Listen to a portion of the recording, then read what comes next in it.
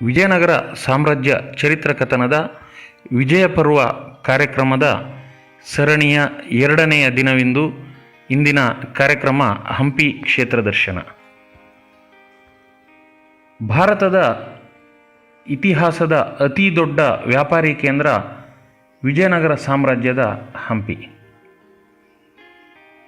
ಸುಮಾರು 500-600 ವರ್ಷಗಳ ಹಿಂದೆ ಈ ಹಂಪಿಯಲ್ಲಿ 5 ಲಕ್ಷ ಜನರು ವಾಸಿಸುತ್ತಿದ್ದರು ಅಂತ ಹೇಳುತ್ತಾರೆ. ಇಲ್ಲಿನ ರಸ್ತೆಯ ಇಕ್ಕೆಲಗಳಲ್ಲಿ ಚಿನ್ನ, ಬೆಳ್ಳಿ, ಮುತ್ತು, ರತ್ನಗಳನ್ನು ಬಳ್ಳದಲ್ಲಿ ಅಳೆದು ಮಾರುತ್ತಿದ್ದರು. ಅಂತಹ ವೈಭವೋಪೇತ ನಗರ ಹಂಪಿ. ತಾಳಿಕೋಟೆ ಯುದ್ಧದ ನಂತರ ಸತತವಾಗಿ 6 ತಿಂಗಳ ಕಾಲ ಮುಸಲ್ಮಾನರಿಂದ ಈ ಹಂಪಿಯು ಲೂಟಿಗೊಳಗಾಗಿತ್ತು. ಆನೆಗಳು ಹೊರಲಾರದಷ್ಟು ಚಿನ್ನ, ಮುತ್ತು, ರತ್ನಗಳನ್ನು ಹೊತ್ತೊಯ್ದಿದ್ದರು ಅಂತ ಹೇಳುತ್ತಾರೆ ಇತಿಹಾಸಕಾರರು. ಇಂಥ ಒಂದು ಹಂಪಿಯಲ್ಲಿ ಇರುವಂತಹ 100 ಜಾಗಗಳಲ್ಲಿ ಕೆಲವೊಂದರ ಚಿತ್ರಣವನ್ನು ನಿಮ್ಮೆದುರು ಇಡುತ್ತಾ ಇದ್ದೇವೆ. ಮುಖ್ಯವಾಗಿ ವಿಜಯ ವಿಠಲ ದೇವಸ್ಥಾನ, ಎದುರು ಬಸವೇಶ್ವರನ ಸಾಲು ಮಂಟಪ, ರಾಜತುಲಾಭಾರ, ಶ್ರೀಕೃಷ್ಣ ದೇವಸ್ಥಾನ, ವಿಜಯ ವಿಠಲ ದೇವಸ್ಥಾನದ ಒಳಗಡೆ ಇರುವಂತಹ ಒಳ ಪ್ರಾಂಗಣದಲ್ಲಿ ಇರುವಂತಹ ಕಲ್ಲಿನ ರಥ, ನೃತ್ಯ ಮಂಟಪ, ಸಂಗೀತ ಶಿಲೆಯ ಮಂಟಪ, ವಿರೂಪಾಕ್ಷ ಬಜಾರ್, ವಿರೂಪಾಕ್ಷ ಪುಷ್ಕರಣಿ ಹಾಗೂ ವಿರೂಪಾಕ್ಷ ದೇವಸ್ಥಾನದ ಒಳ ಆವರಣಗಳು ನೋಡಲು ಬಹಳ ಅದ್ಭುತವಾಗಿರುವಂತಹ ಪ್ರದೇಶಗಳು.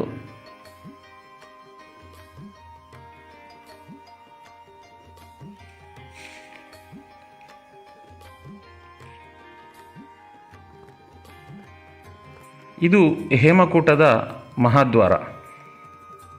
ಇಲ್ಲಿ ಇರುವುದು ಗಾಯತ್ರಿ ಪೀಠ.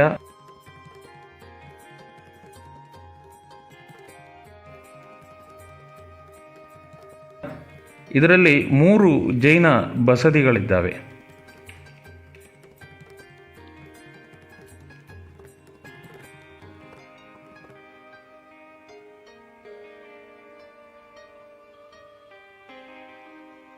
ವಿರೂಪಾಕ್ಷ ದೇವಸ್ಥಾನದ ಪಿಷ್ಟಪ್ಪಯ್ಯ ಗೋಪುರ.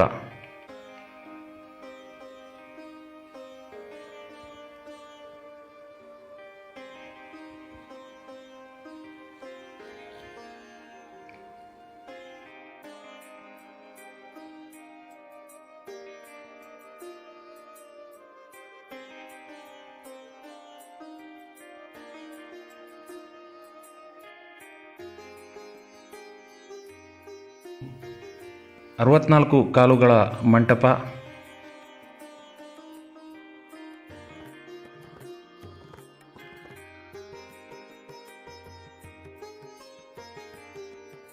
ಉಗ್ರ ನರಸಿಂಹ ಅಂಥೇಳಿ ಕರೆಯಲ್ಪಡುತ್ತಿರುವಂತಹ ಯೋಗ ನರಸಿಂಹಸ್ವಾಮಿಯ ವಿಗ್ರಹ ಇಲ್ಲಿದೆ. ಇದರ ಕಾಲಿನ ಮೇಲೆ ಲಕ್ಷ್ಮೀದೇವಿಯ ವಿಗ್ರಹವಿತ್ತು. ಅದನ್ನು ಮುಸಲ್ಮಾನರು ಪುಡಿಗಟ್ಟಿದ್ದಾರೆ ಅಂತಲೂ ಹೇಳುತ್ತಾರೆ. ಇದು ಬಡವಿಲಿಂಗ. ರಾಣಿಯರ ಸ್ನಾನಗೃಹ. ಈ ಪುಷ್ಕರಣಿ ಏತ ನೀರಾವರಿಯ ಅದ್ಭುತ. ಅಂದಿನ ಕಾಲದಲ್ಲೇ 120 ಅಡಿಗಳಷ್ಟು ಎತ್ತರಕ್ಕೆ ನದಿಯ ನೀರನ್ನು ತಂದು ಈ ಪುಷ್ಕರಣಿಯನ್ನು ತುಂಬಿಸಿದ್ದು. ಇದು ಮಹಾನವಮಿ ದಿಬ್ಬ.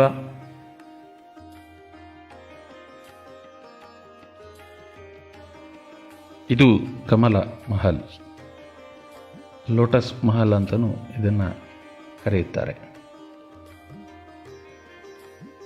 ಇದು ಗಜಶಾಲೆ ಹಾಗೂ ಒಂಟೆ ಶಾಲೆ, ಹಾಗೆ ಕಾರಾಗೃಹ ಅಂತಲೂ ಕೂಡ ಇದನ್ನು ಕರೀತಾ ಇದ್ರು. ಹಂಪಿಯ ಕೆಲವು ಭಾಗದ ಚಿತ್ರಣವನ್ನು ಮಾತ್ರ ನಿಮ್ಮ ಮುಂದೆ ನಾವು ಇರಿಸಿದ್ದೇವೆ. ಹಂಪಿಯ ಶ್ರೀ ವಿರೂಪಾಕ್ಷ ವಿದ್ಯಾರಣ್ಯ ಮಹಾಸಂಸ್ಥಾನದ ಶ್ರೀ ವಿದ್ಯಾರಣ್ಯ ಭಾರತಿ ಮಹಾಸ್ವಾಮಿಗಳು ಹಂಪಿ ಕ್ಷೇತ್ರ ದರ್ಶನವನ್ನು ತಮ್ಮ ಮುಂದೆ ಇದೀಗ ಮಾಡಿಸಲಿಕ್ಕಿದ್ದಾರೆ.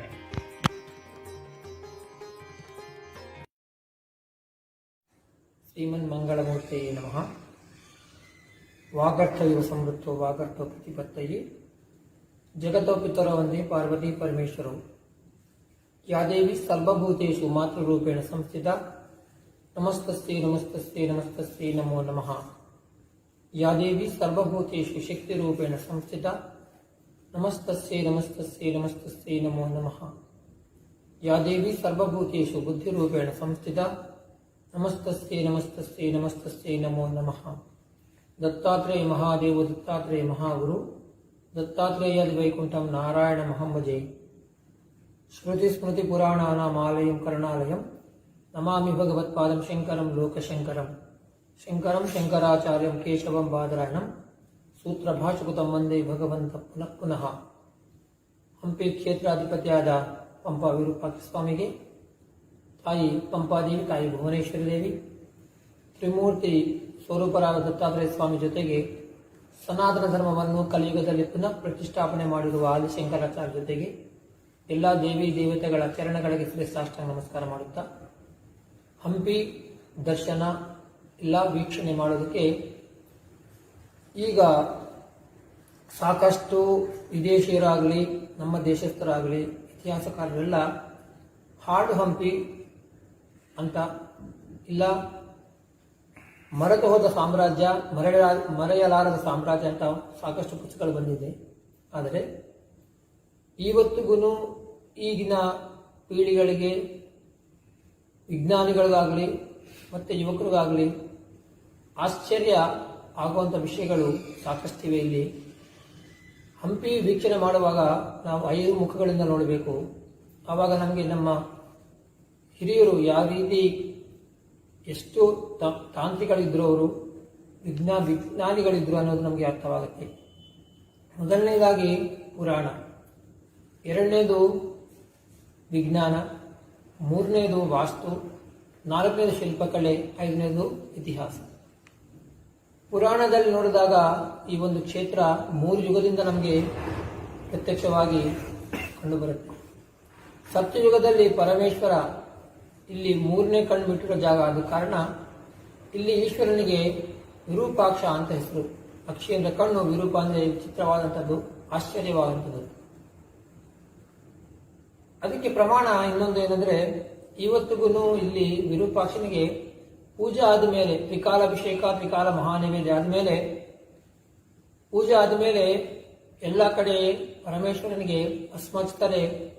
ಇಲ್ಲಿ ನಾವು ಅವನ 3ನೇ ಕಣ್ಣು ಶಾಂತವಾಗಿರ್ಬೇಕಂತ ಗಂಧ ಹಚ್ತೇವೆ. ಆಮೇಲೆ ತಾರಕಾಸ ಸಂಹಾರ ಆಗಿದ್ರು ಇಲ್ಲೇ, ಗಿರಿಜಾ ಕಲ್ಯಾಣ ಆಗಿರೋದಿದೆ ಇಲ್ಲೇ, ಮನ್ಮಥವನ್ನು ಭಸ್ಮ ಮಾಡಿದ್ದು 3ನೇ ಕಣ್ಣು ತೆಗೆದು ಇದೇ ಜಾಗದಲ್ಲಿ ಅಂತ ಪುರಾಣ ಹೇಳುತ್ತೆ. ಪಂಪ ಮಹಾತ್ಮ್ಯದಲ್ಲಿ ನಮಗೆಲ್ಲ ಉಲ್ಲೇಖ ಬರುತ್ತೆ. ಕುಮಾರಸ್ವಾಮಿ ಜನನ ಆಗಿರೋದು ಇದೇ ಕ್ಷೇತ್ರ. ಸ್ವಯಂಭೂ ವಿರೂಪಾಕ್ಷ. ತ್ರೇತಾಯುಗದಲ್ಲಿ ರಾಮದೇವರು ಇಲ್ಲಿ ಬಂದಿರೋದಕ್ಕೆ 3 ಪ್ರಮಾಣ ಸಿಗುತ್ತೆ. ಮೊದಲನೇದಾಗಿ ಕೋನಡ ರಾಮಸ್ವಾಮಿ ದೇವಸ್ಥಾನದಲ್ಲಿ ರಾಮಲಕ್ಷ್ಮಣ ಜೊತೆಗೆ ಸುಗ್ರೀವ ಇರ್ತಾನೆ.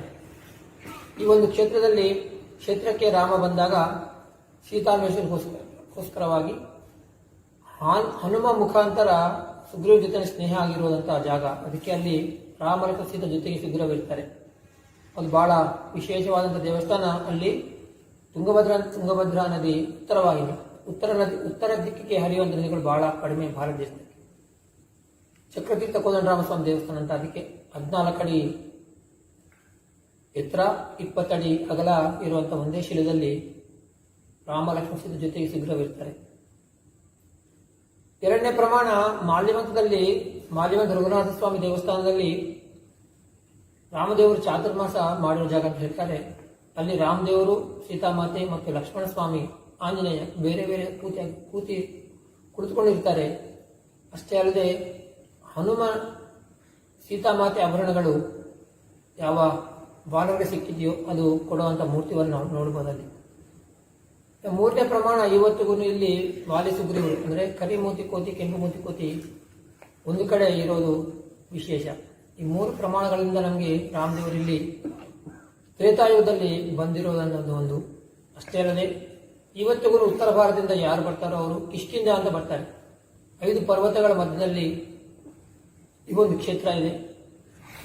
ಕಿಷ್ಕಿಂಧ, ಮಾಲ್ಯವಂತ, ಋಷ್ಯಮುಖ, ಅಂಜನಾದ್ರಿ, ಹೇಮಕೂಟ ಮತ್ತು ಮಾತಂಗ ಪರ್ವತ, ಇವೆಲ್ಲ ಪರ್ವತಗಳಾಗಿ ನಾವು ಇವತ್ತಿಗೂ ನಾವು ನೋಡಬಹುದು.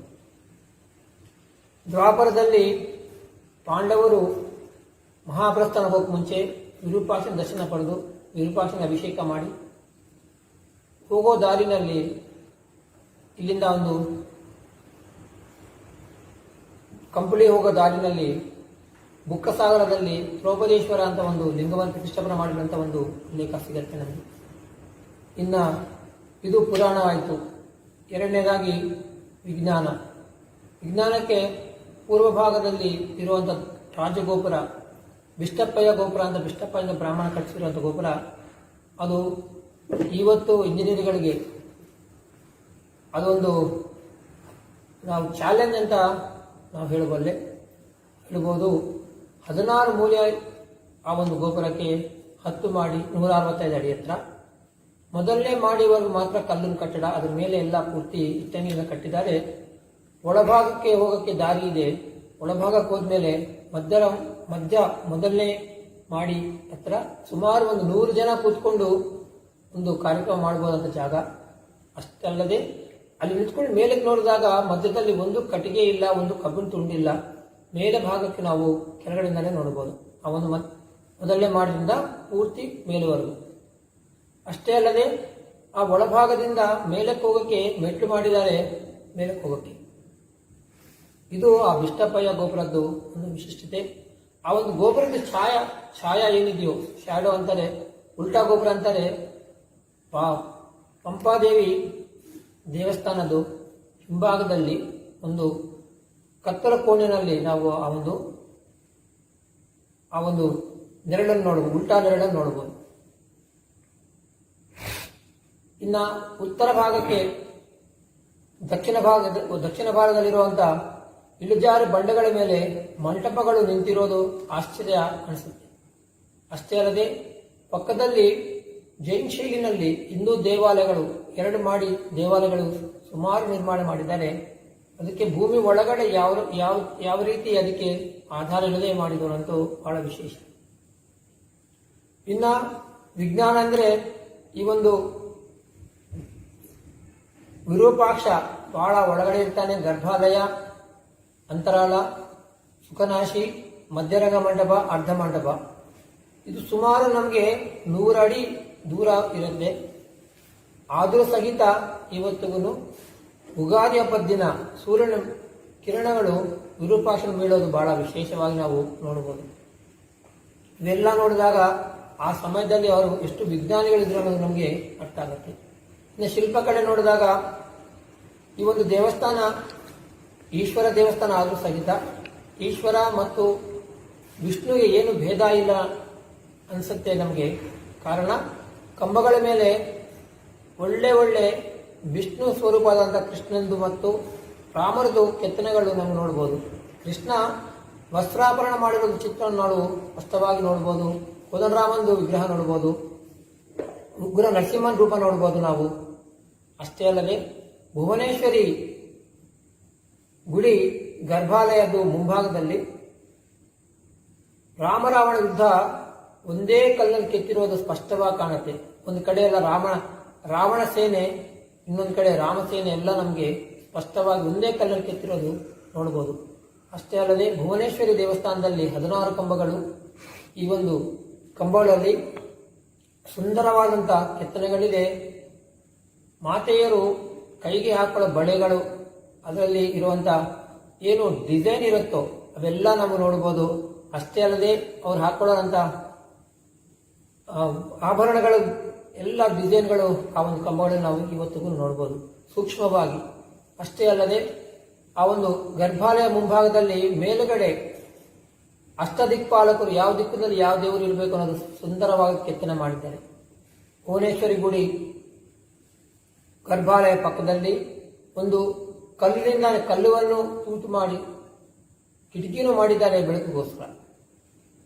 ಇದೆಲ್ಲ ನಮ್ಮ ಶಿಲ್ಪಗಳಿಗೆ ಒಂದು. ಆದರೆ ಇನ್ನೊಂದು ಕಡೆ ಶಿಲ್ಪಕಲೆ ನೋಡಬೇಕಾದರೆ ವಿಠ್ಠಲ ದೇವಸ್ಥಾನ ಏನಿದೆಯೋ ಆ ಒಂದು ದೇವಸ್ಥಾನದಲ್ಲಿ 56 ಕಂಬಗಳಲ್ಲಿ 56 ಭಾರತೀಯ ವಾದ್ಯದ್ದು ಶಬ್ದಗಳು ಇವತ್ತಿಗೂ ನಾವು ಕೇಳಬಹುದು. ಮೃದಂಗ, ವೀಣೆ, ವೈಲಿನ್, ಡೋಲಕ್ಕು, ತಂಬೂರೆ, ಜಲ್ತರಂಗ್ ಇವೆಲ್ಲ ನಾವು ನೋಡ್ಬೋದು. ಅಷ್ಟೇ ಅಲ್ಲದೆ ಒಂದೇ ಕಂಬದಲ್ಲಿ 14 ಕಂಬಗಳು ಚಿಕ್ಕ ಚಿಕ್ಕ ಕೆತ್ತಿದ್ದಾರೆ. ಅದರಲ್ಲಿ ಸಂಗೀತಕ್ಕೆ ಮೂಲಭೂತ ಸ್ವರಗಳಾದಂಥ ಸರಿಗಮ ಪದನಿ, ಸರಿದಪ ಮಗರಿ ಇವೆಲ್ಲ ನಾವು ಕೇಳಬಹುದು.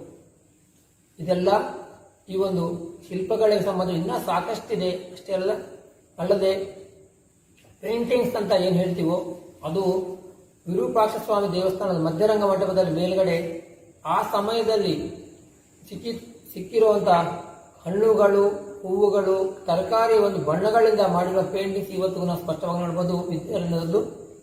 ವಿದ್ಯಾರಣ್ಯರದು ಅಡ್ಡಪಲ್ಲಕ್ಕಿ ಉತ್ಸವ, ದ್ರೌಪದಿ ಸ್ವಯಂವರದಲ್ಲಿ ಅರ್ಜುನ ಮತ್ಸ್ಯಯಂತ್ರ ಛೇದನೆ ಮಾಡಿದ್ದು, ನವಗ್ರಹಗಳು, ದಶಾವತಾರಗಳು, ವಿರೂಪಾಕ್ಷ ಸ್ವಾಮಿ ಕಲ್ಯಾಣೋತ್ಸವ ಇವೆಲ್ಲ ನಾವು ಆ ಮೇಲ್ಭಾಗದಲ್ಲಿ, ಆ ಮಧ್ಯರಂಗ ಮೇಲ್ಭಾಗದಲ್ಲಿ ನೋಡಕ್ಕೆ ಬಹಳ ಕಷ್ಟ. ಅಂಥದ್ರಲ್ಲಿ ಅವರು ಹೇಗೆ ಮಾಡಿರ್ಬೋದು ಅನ್ನೋದು ಆಶ್ಚರ್ಯ ಆಗುತ್ತೆ.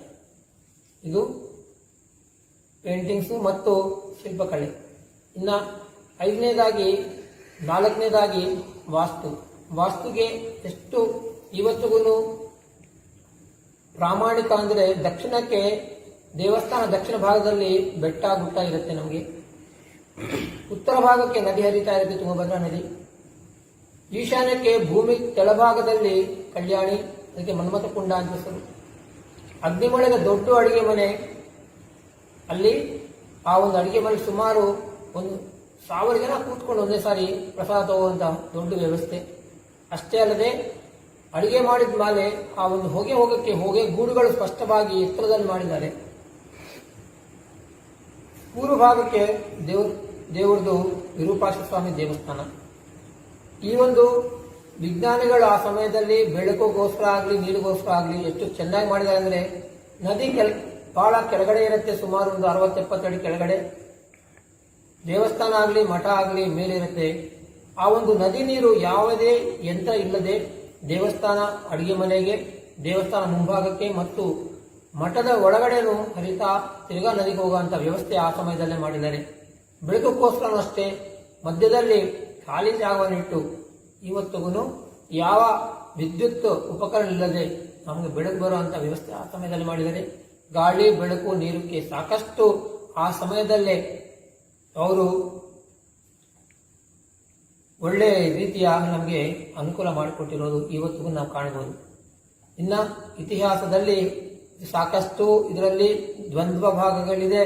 ಆದರೆ ಈ ಒಂದು ಸಾಮ್ರಾಜ್ಯ ನಿರ್ಮಾಣ ಮಾಡಿರುವಂತದ್ದು ಸಮಯ 1336ರಲ್ಲಿ ವಿದ್ಯಾರಣ್ಯರು ಹರಿಹರ ಬುಕ್ಕರಿಂದ ಮಾಡಿರುವಂತದ್ದು ಎಲ್ಲರೂ ಹೋಗ್ತಾರೆ. ಆದರೆ ವಿದ್ಯಾರಣ್ಯರು ಎಲ್ಲಿಯವರನ್ನೋದು ಇವತ್ತಿಗೂ ದ್ವಂದ್ವ.